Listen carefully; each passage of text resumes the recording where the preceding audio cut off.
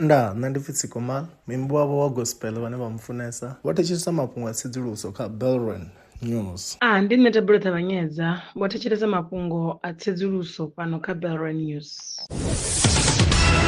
Mafhungo nga Rofhiwa Tshikovhele.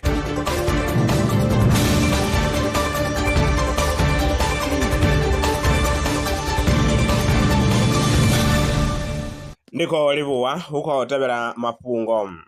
Ngei kha ḽa Japan vhaaluwa vhanzhi vha shumisa baisigira sa tshiendedzi tshavho tsha ḓuvha na ḓuvha.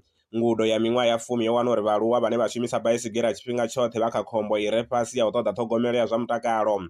Ngudo, Changes in Cycling and Incidences of Functional Disability and Mortality Among Older Japanese Adults, yo gandiswa kha Journal ya Transportation Research Part F, Traffic Psychology and Behavior. Tsedzuluso yo rangwa phanḓa nga Yunivesithi ya Tsukuba. Mapulastiki maṱuku ane a wanala kha zwiḽiwa na maḓi a nga vha a khou tshinyadza vhuluvhi nga nḓila ine i na vhuṱumani na vhulwadze ha khangwa. Vhatsedzulusi vha ri zwipiḓa zwiṱuku zwa mapulastiki zwi a thithisa nḓisedzo ya fulufulu ḽine ḽa ita uri dzi nyureni dzi dzule dzi na mutakalo. Tsedzuluso yo rangwaho phanḓa nga University of Technology Sydney yo anḓadzwa kha Journal ya Molecular and Cellular Biochemistry. Mudetshelesi a re na maṅwe mafhungo ane vha tama ri tshi a tevhelela kana a sala murahu vha nga ri founela kha 083 861 2263.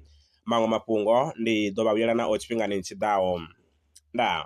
Lwa miṅwaha i fhiraho fusumbe dzina ḽithihi fhedzi ndi ḽone ḽi bvaho phanḓa khou endedza vhadzulapo vha ḽa Afrika Tshipembe. Mulaudzi Transport Service ndi khamphani yavho ine ya vhaendedza u ya na u vhuya mishumoni nyendo dza kule na tsini hu tshi katela na u welekanywa mikano ya mashango a tsini na Afrika Tshipembe. Ri vhaendedza vha swika hune vha khou ya vho tsireledzea. Arali vha tshi ṱoḓa u bva nga tshigwada u dzhenelela vhuṱambo vhufhio na vhufhio kha vha ri fhulufhele ngauri ri ḓo vha swikisa nga tshifhinga. Vha nga ri kwama kha nomboro dzi tevhelaho 083 227 0606.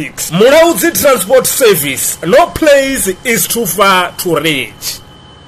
Zwino ri tshi khou amba vha nga vha sa ḓivhi uri masheleni a u tandulula thaidzo ine vha vha nayo vha ṱo a wana gai vha songo tsha ṱwa vha tshi rengwa nga ṱhoho lini. Belron Brands i hanefha tsini na vhone ri ḓo vha thusa u bva kha 500 u swika kha 4000 randa. Riṋe ri khou ṱoḓa tshiḽipi tsha muholo, khophi ya basa, 3 months bank statement na proof of residence. U bva afho tshelede i khou ṋamba ya dzheniswa nga murahu ha zwiminetse nyana. Kha vha rumele WhatsApp zwino 072 019 5843. Belron Brands ndi vha hadzimiswa masheleni vho ḓi ṅwaliselaho.